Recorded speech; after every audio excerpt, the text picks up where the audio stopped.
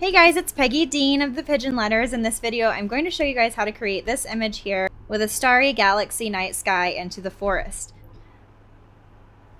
So what we're going to use to create this effect are the Colorcraft Brusho watercolor powder. So these are concentrated powders that are really fine and they can get really messy, so you want to be careful.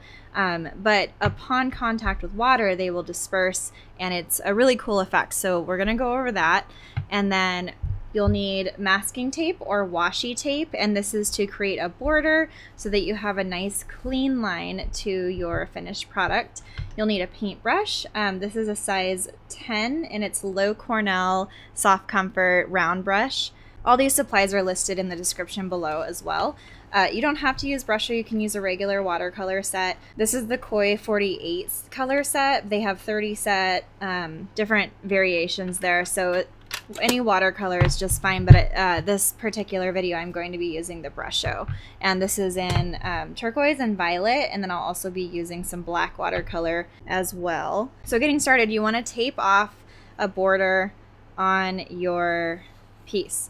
And this can be masking tape or washi tape. It just has to be light enough to where it's not going to ruin your paper when you take it back off.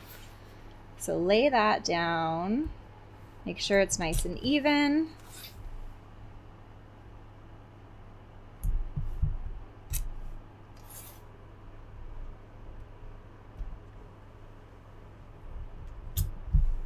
And make sure that you press firmly against all the edges so that you don't have any areas that are bubbling up where the water could seep into, and then you won't have that clean line. I also have a piece of paper underneath to catch any powder that might run loose so that I don't get it all over my desk. To prevent that mess would be ideal. I also have a bottle of water. You can have a jar of water on hand. I'm going to use this to spritz though, because I'm doing the entire piece. I'm going to get the paper wet first with this. So I'm just going to come pretty close and spritz all over my page with a generous amount of water, and this is on watercolor paper, 140 pound. It is the Grumbacher. These ones are pretty cool. They're In&Out pages, so you can actually take this out and then put it back in when you're finished with it. So I'm going to do that so I have a little more space to work with. Okay, so once I have that set with water, I'm going to take out these colors. And all I'm going to do, you don't have to use one of these, I just do because it's less messy for me. So I just take a little bit, make sure that your paper is nice and wet, and then just tap it on there. And you can see that as soon as it hits on contact, it just starts dispersing, creating a really awesome effect. I'm a big fan of this stuff. And then to spread that around, you can add more water. You can use a paintbrush to kind of get it moving along the edges.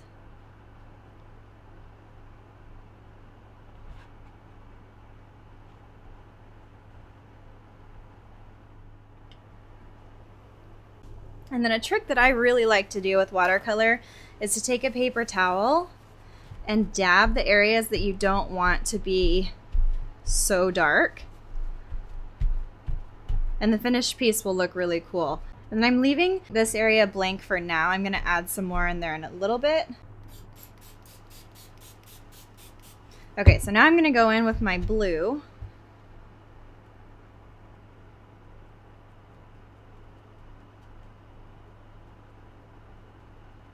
And I'm concentrating on the center, and then I'm going to have that blend into my purple areas. So what I did was I sprayed my paper, and then I'm just moving this around, and then when I feel like I like the way that it is spreading, I'm going to blot it again.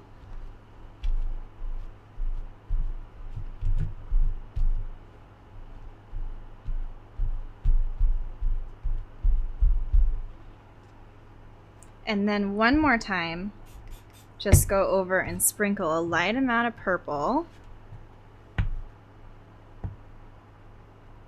just for that peekaboo through. And now I'm gonna go in with black.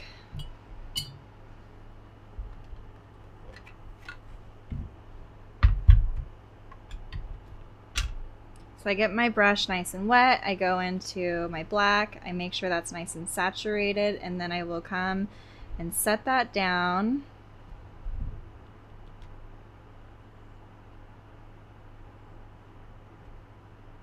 All throughout my paper.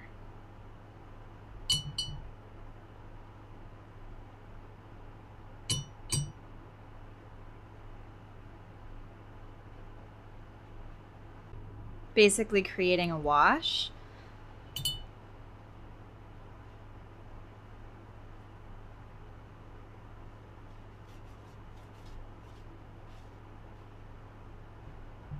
And then I'm going to blot one more time.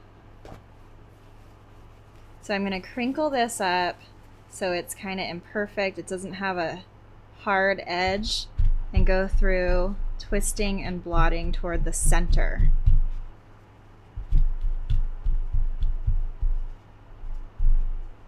And then leaving the outside. And then I will bring the rest of this color down, and all I'm doing is adding water on the brush and pulling the color toward the bottom.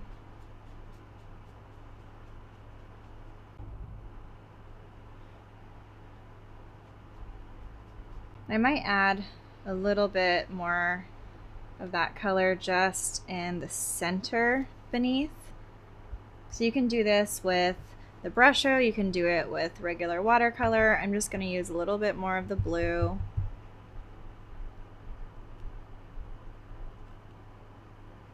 And then I'm going to get that wet.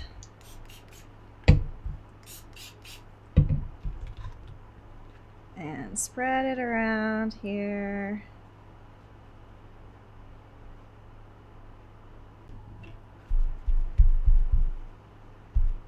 There we go.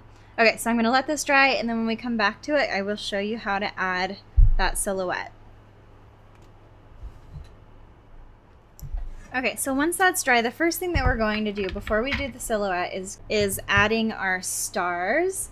So to do this, there's a lot of different ways. You can take straight paint and just make small dots. You can make little starbursts. You can use acrylic. You can use watercolor, opaque watercolor. I'm using the Dr. P.H. Martin's pen white, and this is for usually for like calligraphy pens and things like that. So I'm going to open that up, put a little bit into my palette, and then I'm going to take a toothbrush and I'm going to dip that in here, and then I'm just going to take the toothbrush with my thumb and flick, kind of drag my thumb across here so that it creates a splatter effect.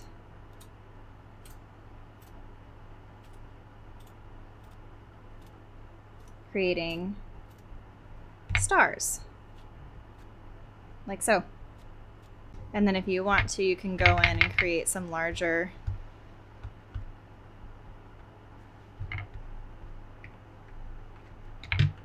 areas as well. And that's it. Your hands are gonna get dirty, guys. They might not, but I'm pretty messy, so. Okay, so that's what that looks like. And when that's done, go ahead and scoot that up, and then grab your paintbrush. Using this size is fine. If you want to use a smaller size, I will do that to show you how you can add a little more detail. So this is my number 4 Low Cornell Soft Comfort. It's quite a bit smaller than the 10. So I'm going to use my black, only my black. I'm going to dip into my water, make sure my black is nice and saturated. You want more paint than water because you want this to be opaque. So just make sure it's really wet, and then grab a lot of paint on your paintbrush, and then just go in, start at the top, or you can start at the bottom. I'm going to start at the top because I'm going to bring it down and just kind of go side to side, leaving a little bit of areas for holes in the middle. And then when I when I can tell that my ink's going out, I'm going to redip and then just go in and drag that all the way to the bottom. Just do it where it's constantly getting larger toward the bottom.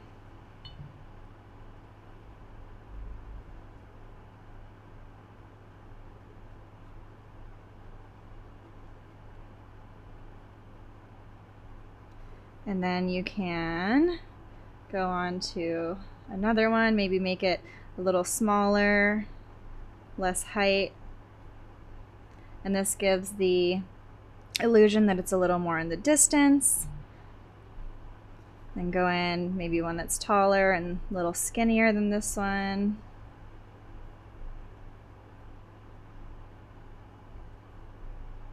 If you see any areas that look like they're starting to bleed through, they're a little more translucent than you'd want, just go in, add some more black paint to that area.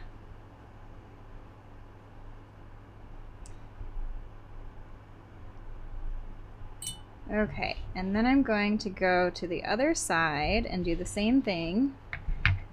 Maybe have one that's cut off a little bit more.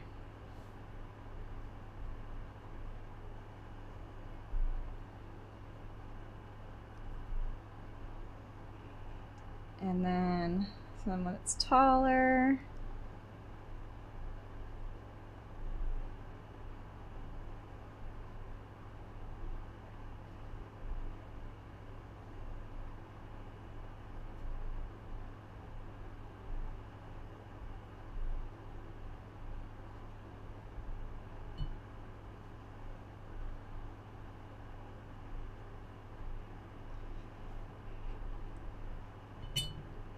And maybe skip a small step here, or a small area, and bring one down.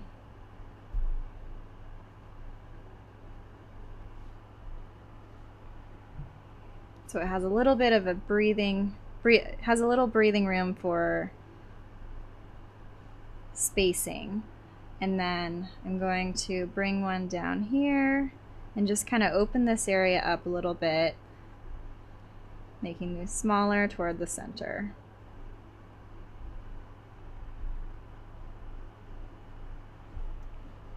Like so. And then you can make these tall, you can make them short, does not matter. Once your edges are dry, preferably everything. I'm just being impatient because I want to show you guys the finished product. But once that's dry, go ahead and peel off the tape that you have as your border. A good rule of thumb when you're peeling off tape, instead of pulling up, if you pull against, like really close to the paper and against it, it is less likely to take any of that paper up with it. But see how that creates that nice clean border. And then this side.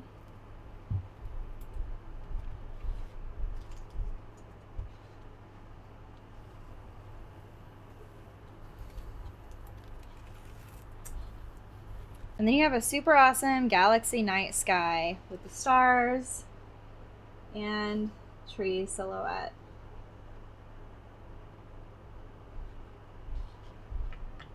And then if you want to put it back in your notebook, this sky is awesome for doing that, and you can rearrange the order however you want, but then all you do is just line it up and press all the way back in. Thanks guys. If you liked this video and you want to learn more tutorials like this, please be sure to thumbs up and subscribe, and I will see you next time.